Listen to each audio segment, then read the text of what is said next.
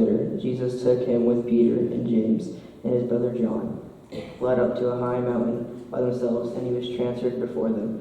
And his face shone like the sun, and his clothes became dazzling white. Suddenly there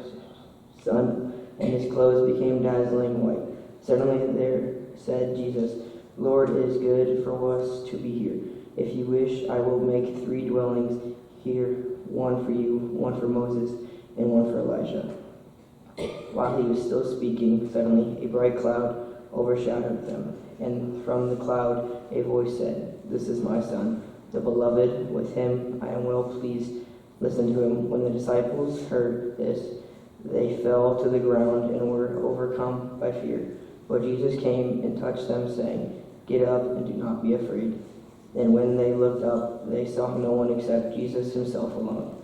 As they were coming down the mountain, Jesus ordered them, Tell no one about the vision until after the Son of Man has been raised from the dead.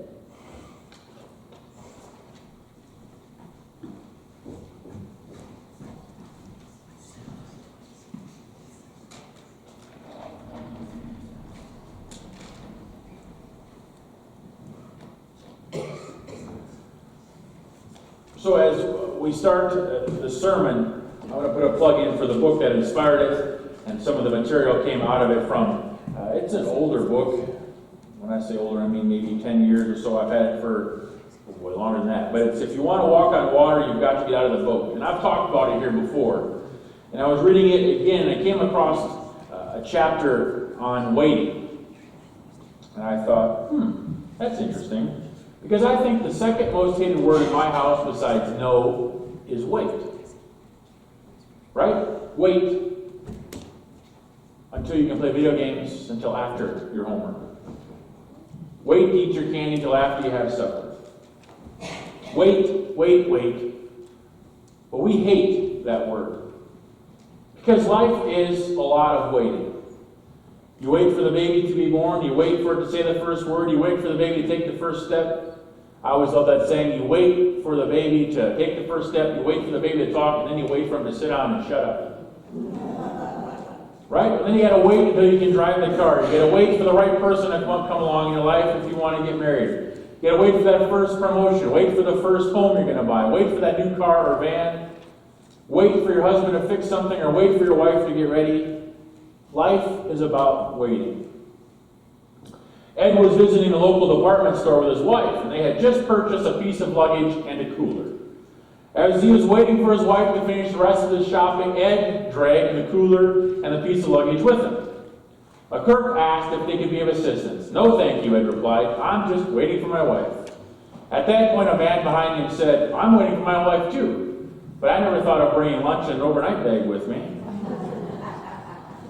But our waiting in life usually isn't so humorous. Sometimes we're always about a positive expectation or change. Sometimes waiting is hard. It can even be painful. Like when you're waiting on a loved one who undergoes major surgery, or when you're waiting for results from an illness, or you're waiting for your company to decide who gets laid off, or you're waiting beside the dying friend of or a family member. Wait. Good or bad, the truth is most of us are always waiting for something. Even now we're waiting. And we don't usually know what to do, because we have no other choice for its outcome. Sometimes it feels like this when you're waiting. Temptations are everywhere. Okay, sit in that chair. Alright, here's the deal. Marshmallow for you. You can either wait, and I'll give you another one if you wait, or you can eat it now. When I come back, I'll give you another one, so then you'll have two. But stay in here and stay in the chair till I come back, okay? All right.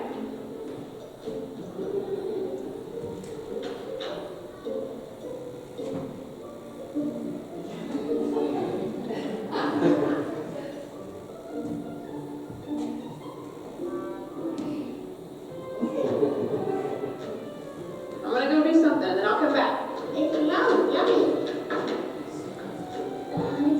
Really good.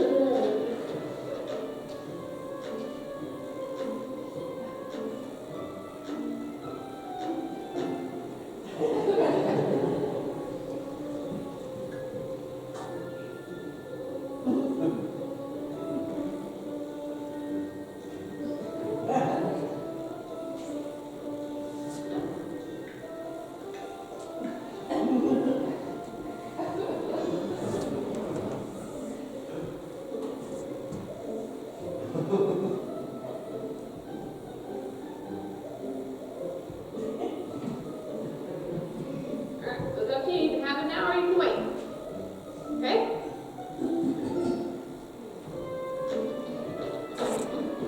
I'll be back. Stay in the chair, okay? Okay.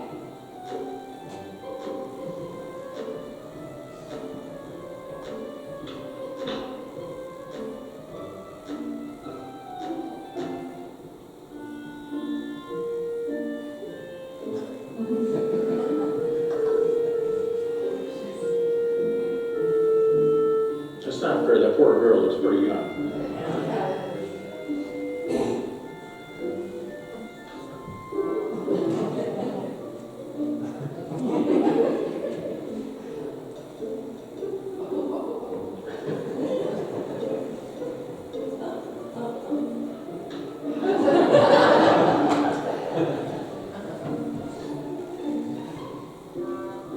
Alright, so I'm gonna leave and then I'll come back, okay? So you can either eat it right now or you can wait. Either way, okay? Okay.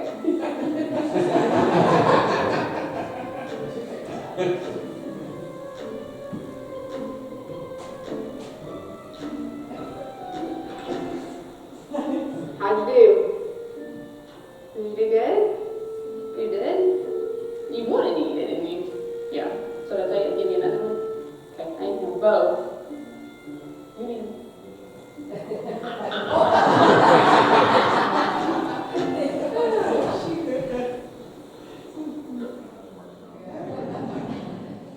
That's the way most of us are with temptation. That is a pretty tough thing. And this is the way a lot of us feel when we're waiting for God to answer our prayers, too.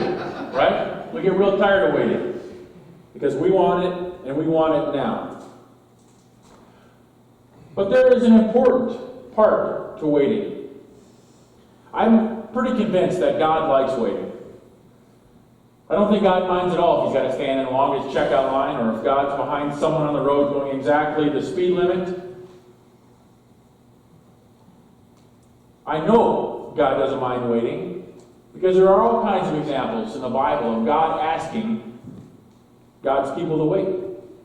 God comes to Abraham and says, I'm going to make you the father of many people. I'm going to give you a son, and you're going to be an ancestor to a great nation. You know how long before that promise was fulfilled? 24 years. Abram and Sarah had to wait. They kind of waited patiently. We'll get to that a little later. God told the Israelites, I'm going to save you from slavery in Egypt just 4 centuries from now. God told Moses, I'm going to lead you to the promised land. It's going to take 40 years. After Jesus was resurrected, he appeared to his followers in Jerusalem. They asked him if now is the time we're going to restore our kingdom. You're going to bring God's kingdom here on earth. And his response is, don't leave Jerusalem just yet. Wait for the gift that my Father has promised. The gift was the Holy Spirit of Pentecost. We're still waiting for that second coming of Jesus. You see, I'm convinced God loves to wait. I wrote in my blog this week a part of this chapter, and I know that all of you have read it once or twice, probably print it out, put it next to your nightstand for some inspirational reading when you get up each morning. But God knows there's importance in waiting. Even in the gospel lesson for today, the disciples had to wait. They're up on a mountaintop, Peter, James, and John, and they get to see Jesus transfigured before him. They get to see Jesus in all of his heavenly glory and his power, and they see Elijah and Moses there next to him. And they're thinking, right, now is the time. Jesus is coming back. We're restoring the kingdom of Israel. This is the long waited for Messiah. Even so, when Peter says, let's make something, or make some dwelling places so we can all hang out together. At that instant, Elijah and Moses disappear, and Jesus appears before them, quote unquote, looking normal. And Jesus, just wait. Don't even tell anybody about this. Jesus knows there's more to happen yet. He's saying, wait. For Peter especially, there's a few more things he needs to experience, right? We all know the story of Peter. He gets to become the rock that Jesus builds his church upon. He gets to become one of the disciples that is the leader of the early church, a pillar in our New Testament, writing some of the letters there. But before the resurrection, Peter still denies Jesus 3 times, says he doesn't know him. After Jesus' death and resurrection is when Peter changes. So God knew. Peter wasn't ready yet at the time of the transfiguration. Maybe Peter thought it was time, but God knew there was a little bit more that he needed to learn. Before that, he was still someone willing to deny Jesus. After Jesus' death and resurrection, he becomes someone willing to die for his faith, and eventually does end up dying for his faith. Believe it or not, waiting might be good for you. We're still waiting, right, for the second coming of Jesus. We're waiting for that Messiah. We're waiting for Jesus to come and set all things right. Maybe there's still something we need to learn. In fact, I know there's something we all need to learn. But God doesn't want us to sit by passively and just wait for him to do something for us. He wants us to wait with an open and eager heart, living out God's promises and telling others about those same promises. There is something we need to do in this waiting. Gary Preston tells a story. He wrote this book called A Character Forged from Conflict, and he illustrates how we're supposed to wait. Back when the telegraph was the fastest means of long-distance communication, there was a story about a young man who applied for a job as a Morse code operator. Answering the ad in the newspaper, he went to the address that was listed. When he arrived, he entered a large, noisy office. In the background, the telegraph clacked away. A sign on the receptionist counter instructed job applicants to fill out a form and wait until they were summoned into the inner office. The young man completed his form and sat down with 7 other waiting applicants. After a few minutes, the man stood up, crossed the room to the door of the inner office, and walked right in. Naturally, the other applicants perked up, wondering what was going on. Why had this man been so bold? They muttered among themselves that they hadn't heard any summons yet. They took more than a little satisfaction in assuming the young man who went into the office would be reprimanded for his presumption and summarily disqualified for the job. Within a few minutes, the man entered from the inner office with the interviewer, who announced to the other applicants, "Gentlemen, thank you for coming, but the job has been fulfilled by this young man." The other applicants grumbled amongst each other, and then one of them had the guts to speak up. "Wait a minute. He was the last one to come in, and we never even got a chance to be interviewed, yet he got the job. That's not fair." The employer responded, "All the time that you've been sitting here, the telegraph has been kicking out the following message in Morse code. If you understand this message, come right in. The job is yours." None of you heard it or understood it. This young man did, so the job is his. Now, the young man got the job because he wasn't just waiting. All the other men were waiting there for the job too. He was waiting expectantly. We're kind of in the waiting room of life, if you will. But we don't wait expectantly. We just sometimes wait for God to do something for us. God, do this, and then I'll do that.